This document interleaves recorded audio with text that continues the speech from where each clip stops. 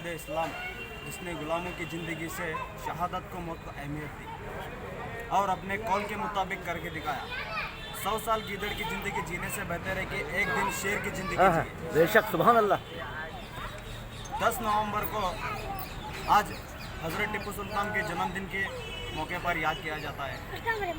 और हज़रत टिप्पू सुल्तान हमारे वो शख्स थे हमारे हिंदुस्तान के सरजमीन की खातिर जो पहली बार तलवार उठाए। Freedom fighter, first of freedom fighter, Indian freedom fighter हज़रत टिप्पू सुल्तान थे। और है कि गवर्नमेंट उनके टिप्पू सुल्तान कौन है, इनकी जयंती मनाना गलत है करके बोलते हैं ना। मैं उनको एक 4 बातें बताना चाह रहा हूँ। हमारे हज़रत टिप्पू सुल्तान वो है, कर्नाटक की शान है, हिंदुस्तान की जान है।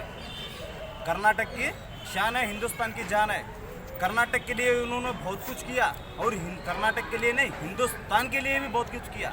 गोरे लोग अपने बिजनेस से हमारे हिंदुस्तान में आकर बसे थे। बिजनेस के बहाने से हमारे हिंदुस्तान को तोड़ने की एक साजिश बनाकर रखा गया था। एक था मैसूर, जहाँ पर कर्नाटक में मैसूर बसता है, वो मैसूर को आज तक कोई कब्जा नहीं किया था। जब तक हमारे हज़रत टिप्पू सुल्तान थे तब के वक्त में कोई भी कब्जा नहीं किया था।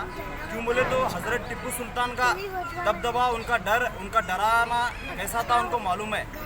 क्योंकि हमारे हज़रत टिप्पू सुल्तान शेर का जबड़ा फाड़े उन्होंने। किस लिए फाड़े कि बोले दोनों 5 वक्त नमाजी थे, नमाज के पाबंद थे। और उनकी अम्मी ने जब बचपन में उनको दूध पिला दी थे, बावजू दूध पिला देती, इसीलिए उन्होंने शेर का जबड़ा फाड़ा है। उनको शेर मैसूर कहा जाता है। हमारे हज़रत टिप्पू सुल्तान फर्स्ट मिसाइल मैन भी रहे हिंदुस्तान के और फर्स्ट फ्रीडम फाइटर भी रहे।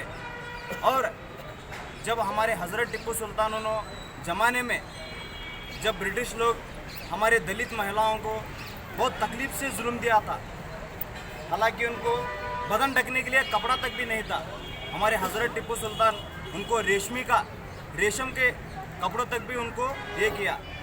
और हमारे हज़रत टिप्पू सुल्तान सब बड़े लोगों को खेती था, सब दलित, कोई भी जो गरीब रहता है ना, उनको उनके नाम से खेत तक भी उनके नाम से करके दिया। तो ये हमारा हज़रत टिप्पू सुल्तान का जज्बा था। तो मैं आप सब से एक बात बोलना चाह रहा हूँ, हज़रत टिप्पू सुल्तान हमारे इस्लाम के रहबर है, हमारे इस्लाम की कौम के चाहने वाले थे। और इंशाअल्लाह बाक़यामत तो उनका नाम जारी रहेगा, कायम रहेगा। इसी बोलते हुए मैं एक शायर से मेरी बातों को ख़त्म करता हूँ। शेरनी की नस्ल शियार पैदा नहीं करती, मुसलमान की माँ कभी गद्दार पैदा नहीं करती।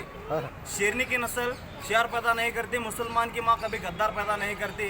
भेड़ियों के ताकत से चीता मरा नहीं करते, भेड़ियों के ताकत से चीता मरा नहीं करते। हम हज़रत टिप्पू सुल्तान को चाहने वाले, हम किसी बाप को नहीं डरा करते। अस्सलाम वालेकुम।